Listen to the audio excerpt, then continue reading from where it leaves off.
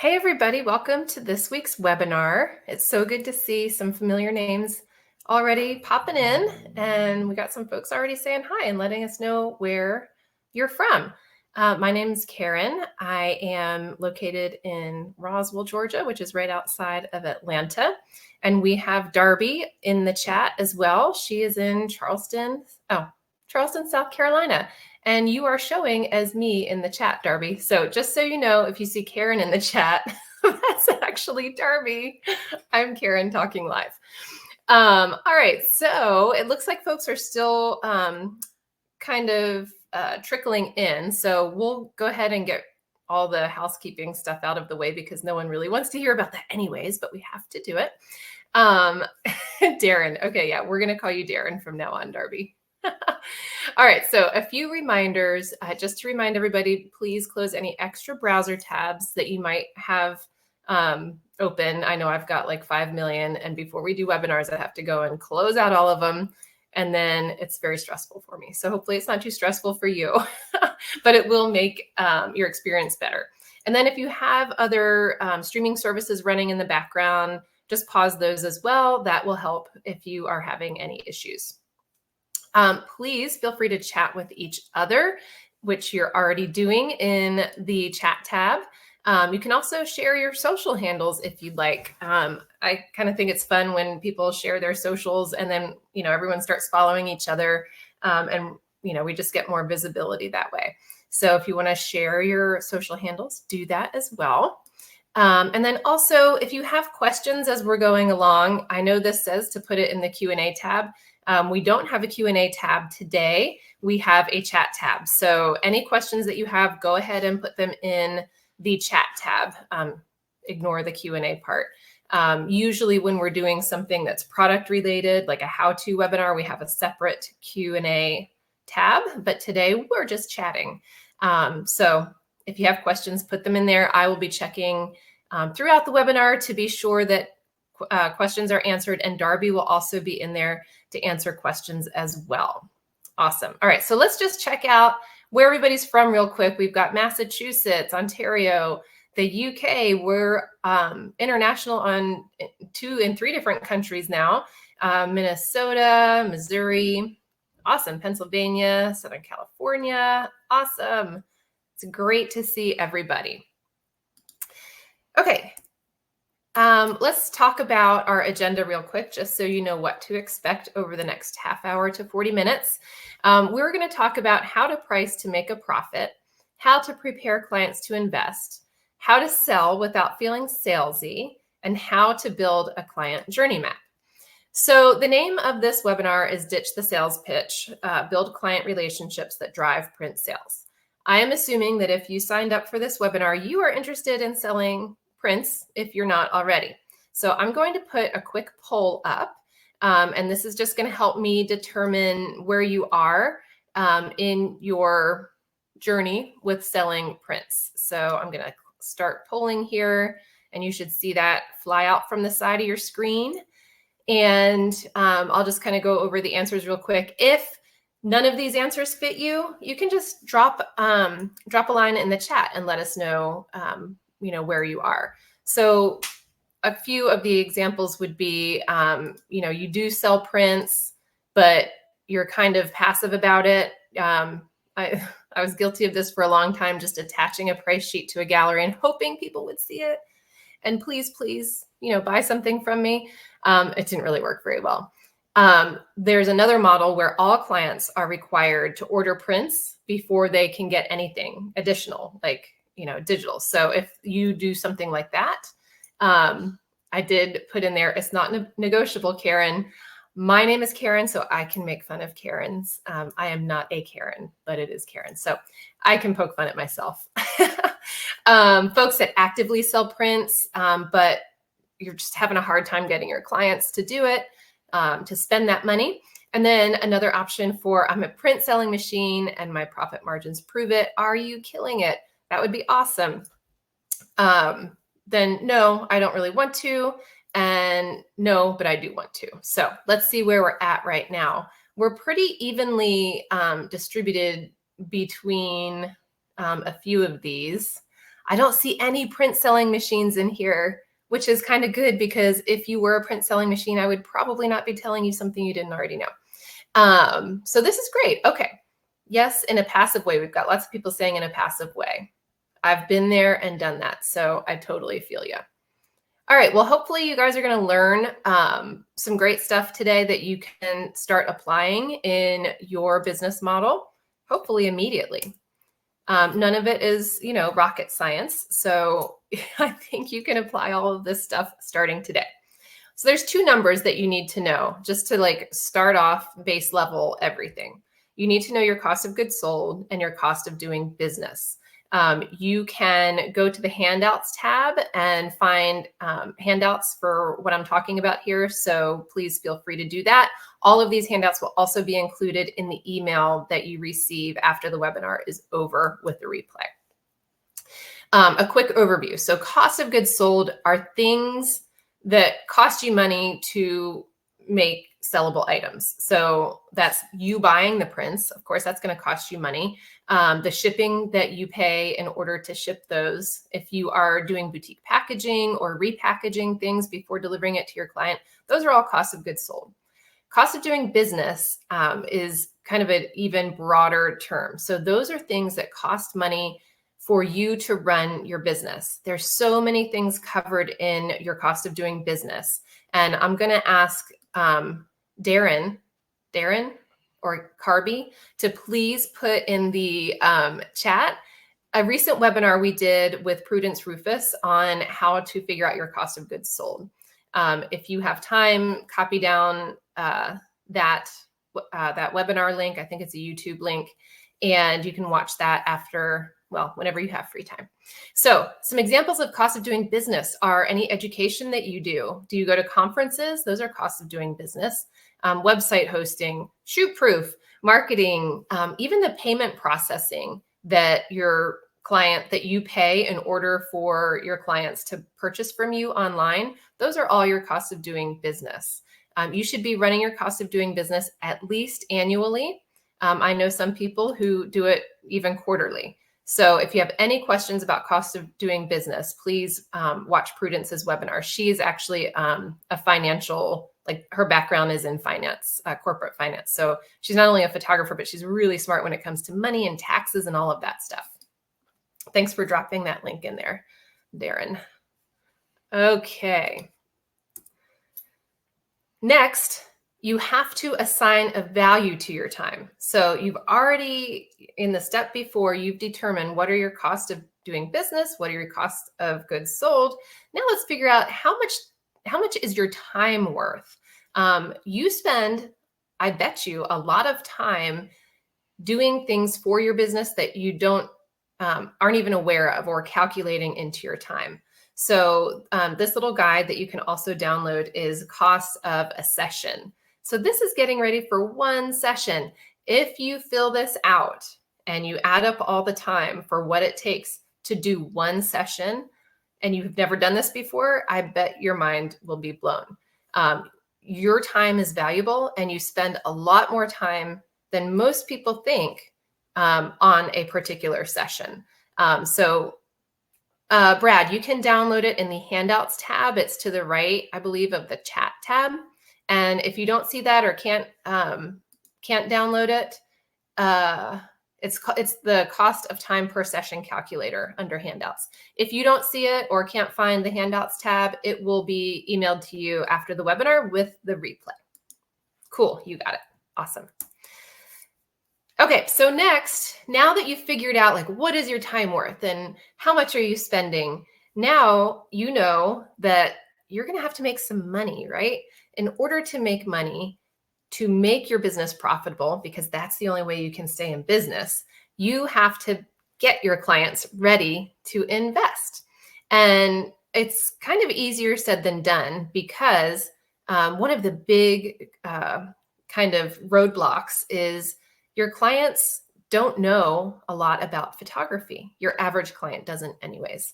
And what they don't know could be a hindrance to you selling. So you're not only a photographer, you're also an educator, and I'm not talking about those educators who educate other photographers. I'm talking about your job between you and your client is to educate them on many, many things. So I've got a list of things here that is going to help you sell more to your clients. First, aspect ratio. We can't assume that clients know what aspect ratio is and how it affects cropping, especially when they're buying, well, definitely when they're buying prints. I know this probably sounds like common sense, but I can't tell you how many times our support team gets calls from photographers saying, my client ordered an 8x10 of a group shot and it cut off people on either end. And I don't know why it did that. So not only educating yourself on aspect ratio, but then also educating your clients on what it is. So I think this is a great illustration of how different image print sizes get cropped. We have this other, I don't know what you call this, like a template that actually it says it's downloadable in the handouts tab. It is not, I don't believe, but I will get to that in a second. Oh, it is. It's actually in there. The shoot proof cropping guide is in the handouts. So what this shows you is the same image cropped to different sizes. So one thing you could do is offer all these sizes and let your clients know this is how it's going to crop. Or when you're making your price sheet, you might decide not to offer certain sizes based on how you photograph. I know some people are a little bit more inclined to get closer to their clients and crop in like straight out of camera, whereas other people, kind of step back. There is also a version of this template that does not have Jen Bilodeau's photo in there. It's actually a Photoshop template that is available. We can't send Photoshop templates through this webinar, but when you get the recording of this webinar, if you would like to have the blank template so you can make one of these with one of your own images, reply to the email that you get with the webinar replay, and we will send you the Photoshop file so that you can make one of these with one of your own beautiful images, because it would kind of be weird to show someone else's image to your own clients. Okay, next, paper types. This is also one of those things that I think when a lot of people are making their price sheets, they're just kind of like, including a ton of stuff. I know one photographer who only does black and white photos, and she only offers images on deep matte paper. So not all images look great on deep matte paper. Obviously, black and white images really do. They really look great on deep matte. But some colorful photos, they actually don't look that great on deep matte paper. So if you are a colorful photographer, if you've got a lot of bright photography, that might not be the best for deep matte paper. So maybe don't offer deep matte to your clients. You don't have to offer them the whole catalog. Maybe narrow it down. One of my favorite lessons that I learned was I was making some test prints to figure out what all the different kinds of paper were. And I ordered a print of my daughter on metallic paper. And when I received it, she looked like a ghost, like her eyes were glowing. It was really kind of crazy. So I was like, okay, definitely this metallic paper is not for this type of child in a sunflower field photography. So make sure that what your photography style is matches the paper types that you're offering. And talk to your clients about it. Let them know what it is. You can include descriptions in your price sheet with shoot proof as well.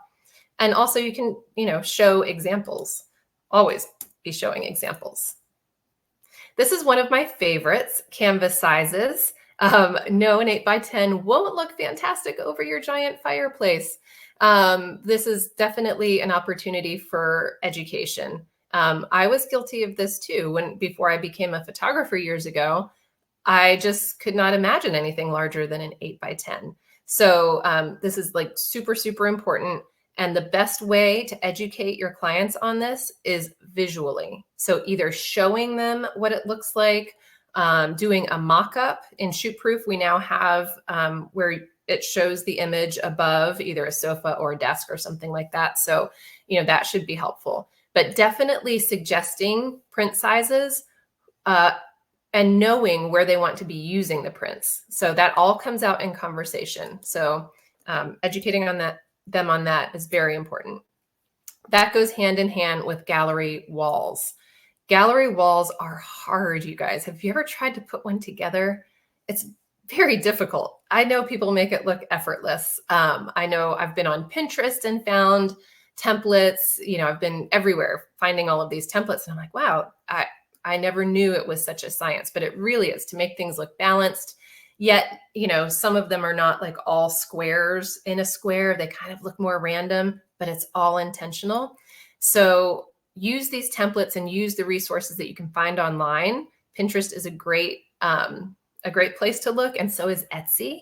And you can purchase templates for not very expensive off of Etsy that will help your client visualize what their wall could look like.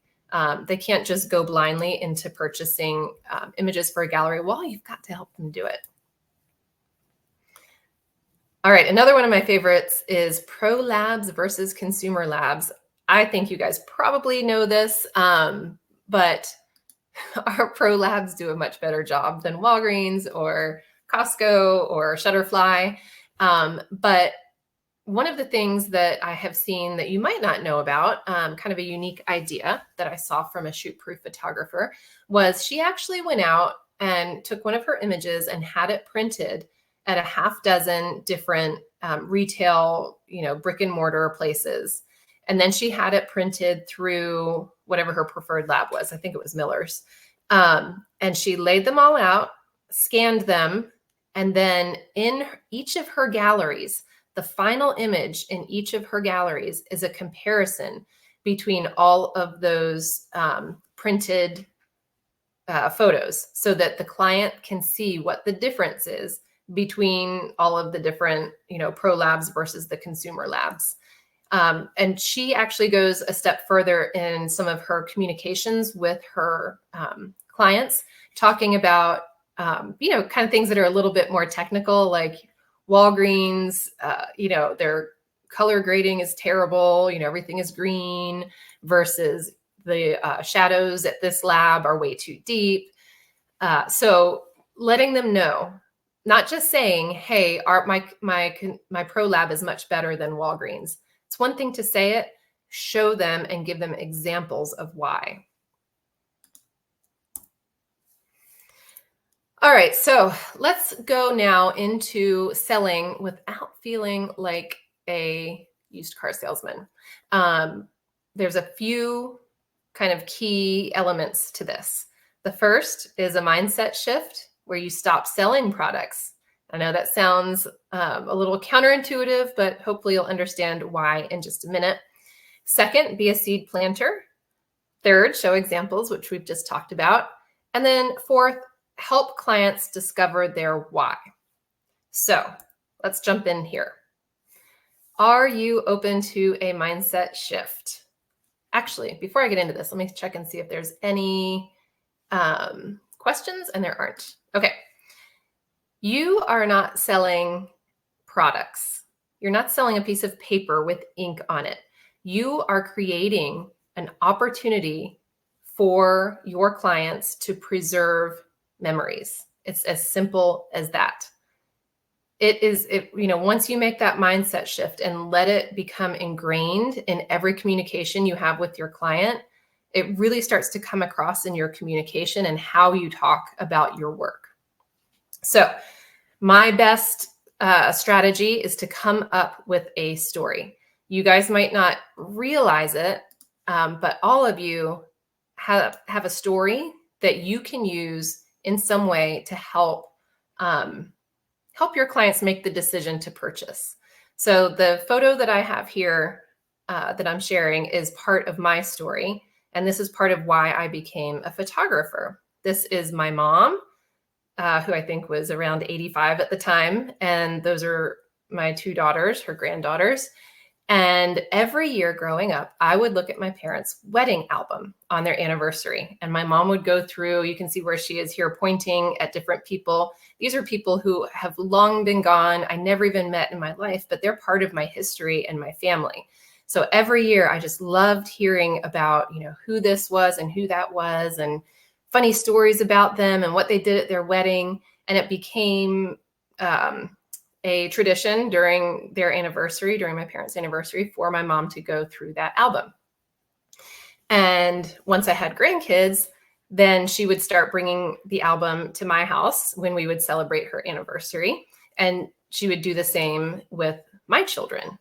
So I actually have the album right here. When she passed away, I got to keep the album. I still go through it every anniversary of hers and my dad's. Here they are. I forget what year this was, 1950 something. But the reason it's part of my story is because when I got married, I did not order a wedding album. I have a book of proofs that are like kind of crappy, real thin paper. They don't tell a story. It's like 900 photos. They don't tell a story at all. They don't even go in order. It's just a book of proofs. And, it's not like my mom's wedding album and like most wedding albums that people have that tell a story of the day. It's just kind of like a mishmash of photos.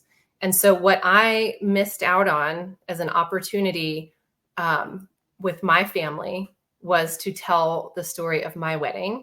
And, your wedding is the beginning of your family. So it's the beginning of your history or your children's history. So as they grew up, I missed out on that opportunity. I just have like this stupid book of proofs. So when I tell that to clients, it becomes an emotional response where it's like, oh gosh, yeah, I need to also be preserving my own family's memories for generations. So people can relate when you tell a story. So your story could be something like, when I grew up, my mom kept all of our school photos, on the stairway, and I loved looking at them. It could be something like going through an old photo album. I found a photo of myself and my uncle when I was a baby, and I haven't seen him in years and whatever. So everyone's got a story. You got to look for it though. Like it's not just going to pop in your mind. You got to think about it.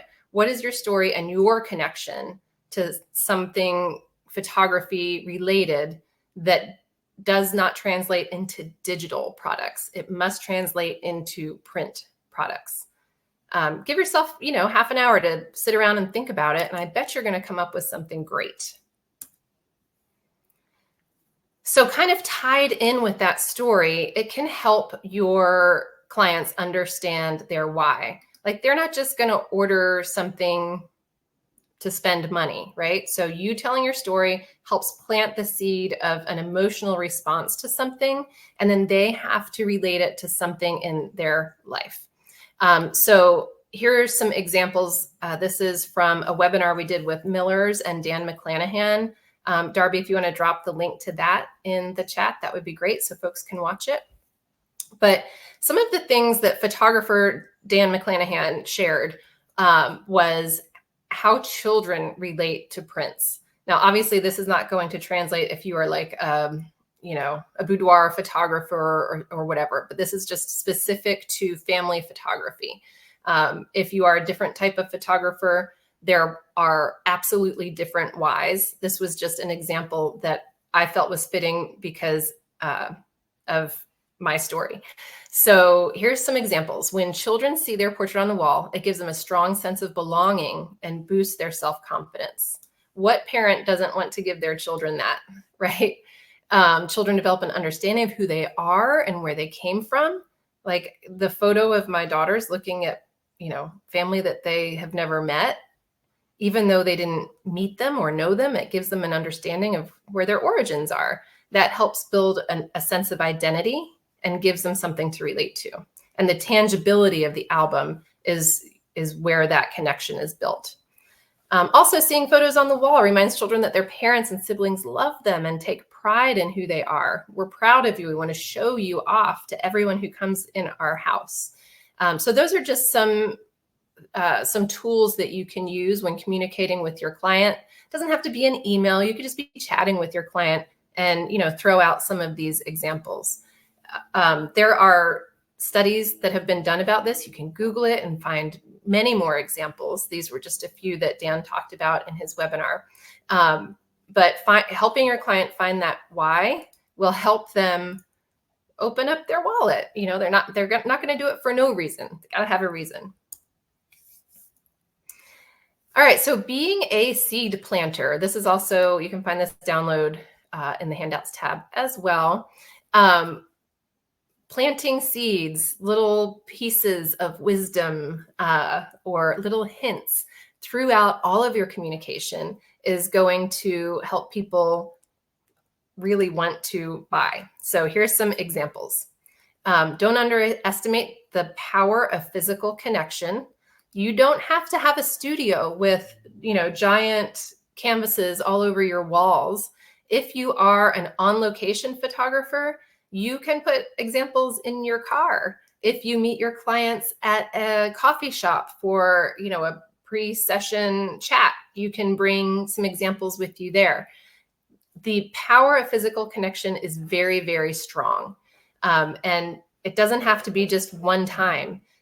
Every time you talk to them, you can remind them, oh, remember when I showed you, the acrylic block and how you thought that was really cool and would go really well on your desk in your office? I think this shot would be great to include on that acrylic block. Keep talking about the physical things that they have seen and touched. Also, don't be shy. I think this was kind of one of my big things. And those of you who said you attach the price sheet and just hope it's going to happen, this is where I think you could hone in a little bit. Don't be shy about it, because the data has your back. So 77% of consumers, they say their collection of photos is among the most valuable assets they own. We know that. We know people are always like, if my house was burning down, I would go and grab my wedding album or whatever. So people think that their images, their photos are their most valuable assets. Also, 90% of consumers display their photos on a desk or wall. I don't know who these cold-hearted other 10% of the people are, but 90%, that's pretty good. So I'll give it to them. People want to print stuff. So don't be afraid to put it out there and ask them to do it. All right. Next, we're going to create a client journey map. So you've got all these ideas in your head now of ways that you can kind of inject talking about your story, what the what the products are, what papers you're going to use, what sizes. You've got all that in your mind, but how do you use it within the context of communicating with your client throughout the entire journey? All right, so there's two types of, business models, I might say. You can have transactional and you can have relational. Not one of these is wrong versus right. There are plenty of very successful transactional type photographers and plenty of very successful relational type photographers. I'm going to describe each of them, and then you can decide which one you think you fall under currently, and maybe if you want to change it up and try a different one. So transactional is like a short-term relationship, right? You're going to have more because it's very short-term. You'll need more of them. They're one-time clients. It is kind of like shoot and share. There's no kind of talking about things. Maybe they just buy a package and that's it. And the outcome is they purchase something from you and you deliver it to them. A relational type of workflow is a longer-term relationship. It's going to foster more repeat business, but also more referrals through word of mouth, because there will be high client satisfaction. There are more upsell opportunities because it's a longer term relationship. And the transaction is more based on an experience that someone has in interacting with you personally versus, just kind of going into their gallery and making a purchase and having that be the end of it. So visually, because I know we're all kind of visual people here, this is what it looks like. So this would be a transactional workflow, which is there's inquiry and booking, great. There's the photo shoot, awesome. And then there's the file delivery. Okay, somewhere in there, they're going to pay you, whether it's before or after the photo shoot, however it goes. But it's very linear. With the relational type workflow, there's going to be kind of more a secular, what do you call that? Flow. my brain went dead there for a second. That starts with inquiry and booking, right? Now you get an inquiry, you're going to have a pre-shoot consultation. That doesn't mean it has to be in person. It doesn't even have to be like over Zoom. You could go back and forth via email, but you're probably doing something like asking questions, deciding on, clothing or where you're going to be, things like that. So there's information that is shared back and forth before the photo shoot. So then you have your session, and then somewhere along the way, you're probably doing something like sending sneak peeks. You're keeping in communication along the way until you have your gallery delivery. And then once your gallery is delivered, you don't just sit on your hands. You're going to keep communicating, whether that's through emails, like shoot-proof email campaigns, whether it's sending follow-up texts after you share the gallery to get their feedback.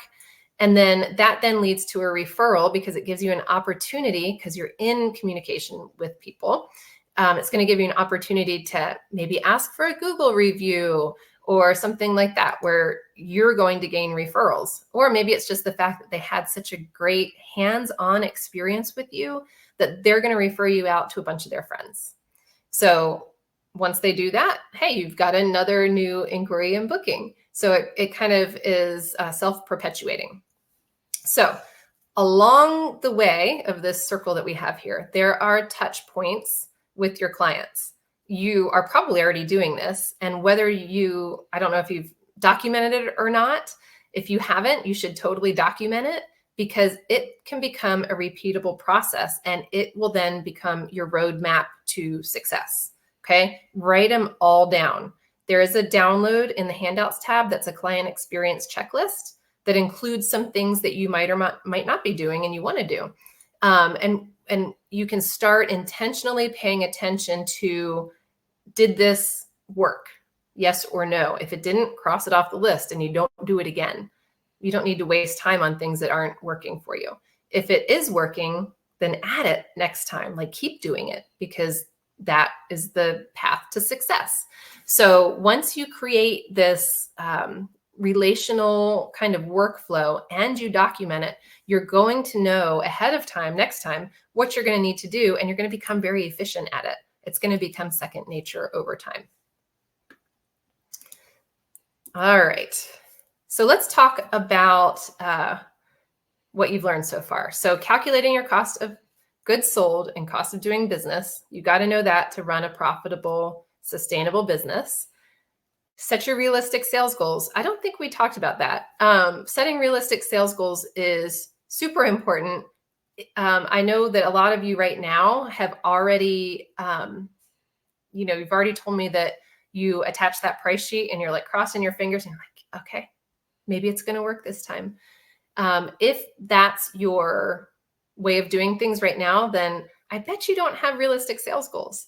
So setting a sales goal and something to work towards is important in any aspect of life, whether it's something personal or business related. You've got to have goals to work towards them. So setting those goals gives you an intentional mindset on how to reach them. So if you have not set realistic sales goals yet, please do. And then once you implement the rest of these things that will help you reach them next year or next quarter, you can reassess those goals. Maybe you need to make them a little higher. And that would be great, because all we want to see is growth. All right, next we discovered your own story. You've probably not done that yet, but you've got the idea to go and do it. Learning and gaining confidence so you can teach your clients is super important. That helps you to teach them all the things we talked about, the paper types, the sizes, the cropping, all of that good stuff. Next, practicing those sales strategies, the seed planting. So check that off the list, did that. And then last, create and document a repeatable process. I can't tell you how important it is to document this stuff. I don't know if you like to write things down better, or if you like to type them out better, or make a really cute Canva maybe of your flow. I know if I've got something that's kind of cute and I can print it out and have it on a bulletin board next to me that I can reference, it helps me remember it. So create and document that process. When you start looking at the client experience checklist, I hope a light bulb goes off in your head, and it's going to help you realize that you're probably doing a lot of things already, and you could probably be doing a lot more that are going to positively impact your ability to reach your sales goals. Awesome. I have not checked for questions. I've been talking. Okay, cool. There's no questions. Very good. All right.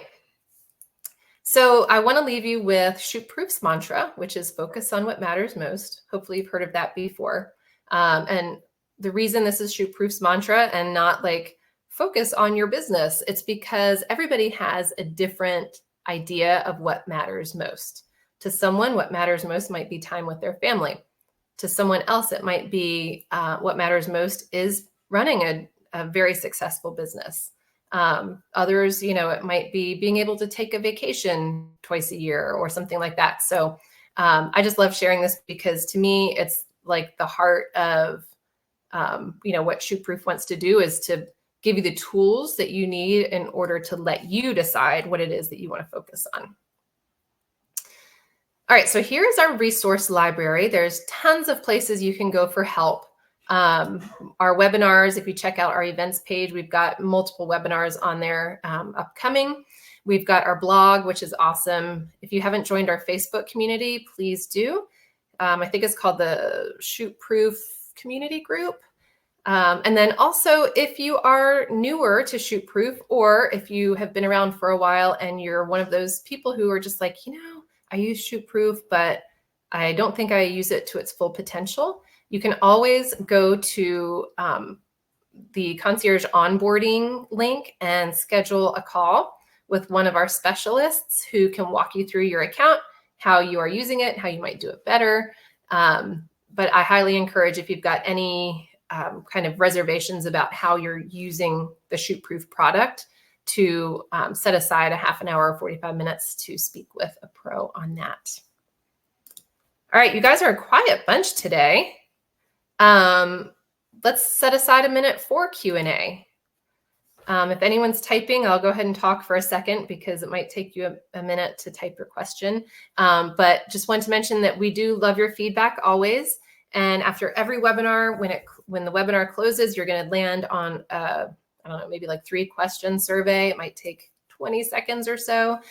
Please fill out the survey. One of the things that I love reading about is what other topics you want to learn about. So if there's something that interests you, drop it in the survey and we will take a look at what other webinars we can bring to you on those topics. All right. Thank you guys. I appreciate that. All right, reminder, go to shootproof.com/events for upcoming webinars, and you can always find our past webinars on our help center at help.shootproof.com. I think that's it. Yep, that's the last slide. All right, everyone, I hope you have a great rest of your week. Only one more day to go, and hopefully we'll see you next week. Thank you.